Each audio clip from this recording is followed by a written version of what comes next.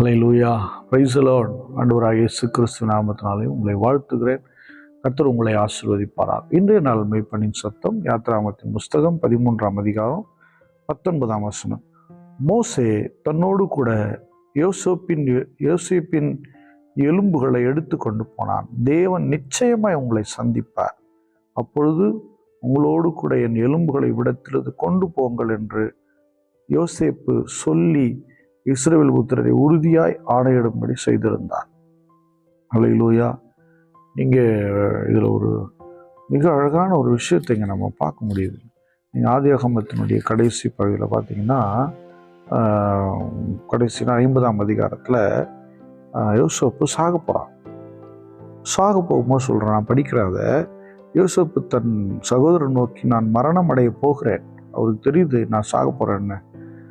நான் மரணம் அடைய போகிறேன், ஆனாலும் தேவன் உங்களை நிச்சயமாக சந்தித்து நீங்கள் இந்த தேசத்தை விட்டு ஆபிரகாமுக்கும் ஈசாக்குக்கும் யாக்கோபுக்கும் ஆணையிட்டு கொடுத்திருக்கிற தேசத்துக்கு கொண்டு போக பண்ணுவார் என்று சொன்னதுமன்றி, தேவன் உங்களை சந்திக்கும் போது என் எலும்புகளை இவ்விடத்திலிருந்து கொண்டு போவீர்களாக என்று சொல்லி யோசேப்பு இஸ்ரவேல் புத்திரரை ஆணையிட்டு கொண்டான். ஹல்லேலூயா.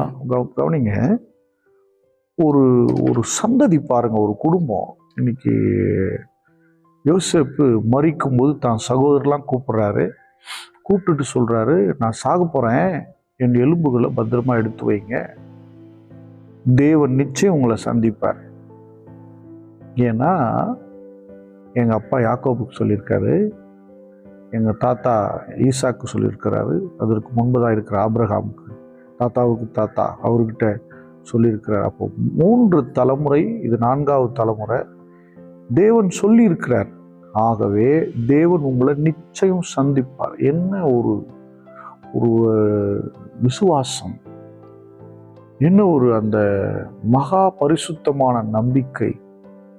நிச்சயம் சந்திப்பார். சந்திக்கிற நாளில் என் எலும்பு எடுத்துட்டு போங்க. இந்த மக்களும் யோசேப்பு இறந்து பல வருடங்கள் கழித்து, பல நூற்றாண்டுகள் கழித்து, கிட்டத்தட்ட ஒரு 2-3 நூற்றாண்டுகள், 300 வருஷம் வச்சுக்கலாமே, 300 வருஷத்துக்கு மேலே, 3 நூற்றாண்டுலாம் யோசேப்பினுடைய எலும்பு இவங்களும் பத்திரமா வச்சிருக்கிறாங்க. அந்த விசுவாசம், நம்பிக்கை என்னன்னா, தேவன் எங்களை சந்திப்பார், நிச்சயம் இந்த எகிப்தினுடைய அடிமைத்தனத்திலிருந்து எங்களை மீட்டெடுப்பார். தேவன் சந்திக்கும் போது நாங்கள் இங்கிருந்து புறப்படுவோம், எங்களுக்கு ஒரு தேசத்தை கர்த்தர் கொடுப்பார் என்று வாக்கு பண்ணியிருக்கிறார். அன்பு தேவனுடைய பிள்ளை, இஸ்ரேல் மக்கள் நிறைய முரட்டாட்டம் பண்ணினாலும் இந்த இடத்துல அவங்க ரொம்ப கரெக்டாக இருக்காங்க. அப்போ இஸ்ரேல் மக்கள் புறப்படும் போது மோசே யோசேப்பின் எலும்புகளை எடுத்து கொண்டு போகிறார். அன்பு மகளே, உங்கள் விசுவாசம் எத்தகையதா இருக்கிறது.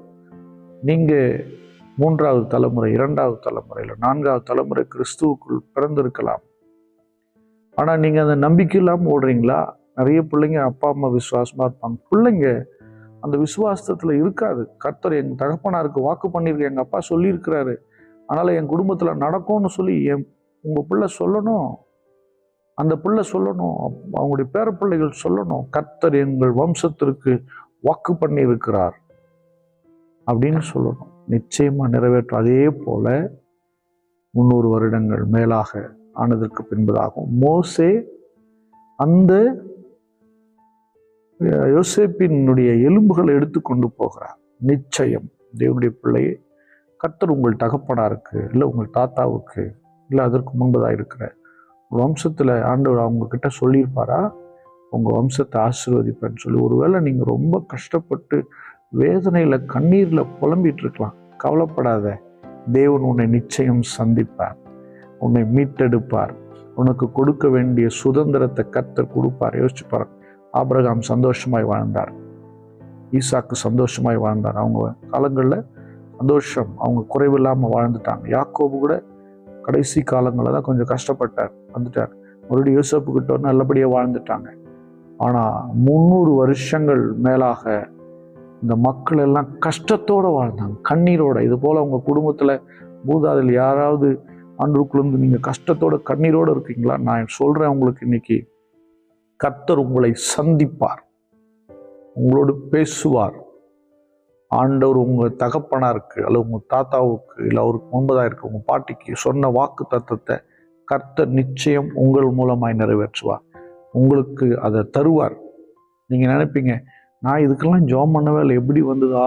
நீங்கள் சும்மா ஒரு வேளை சின்னதாக ஜெபம் பண்ணியிருக்கலாம்.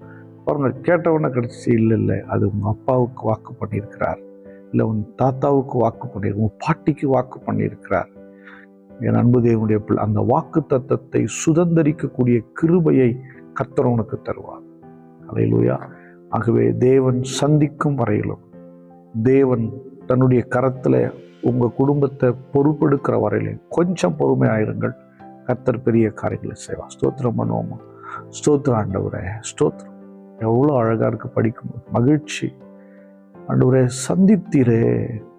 3 தலைமுறையை 300 வருஷங்களுக்கு மேலே கண்டுக்காமல் விட்டுட்டீங்களே. ஆனாலும் ஆபிரகாமுக்கும் ஈசாக்குக்கும் யாக்கோவுக்கும் பண்ணின வார்த்தை நிறைவேற்றினவரே, யோசேப்பு சொன்ன தீர்க்க தரிசனம் நிச்சயமாய் சந்திப்பார்.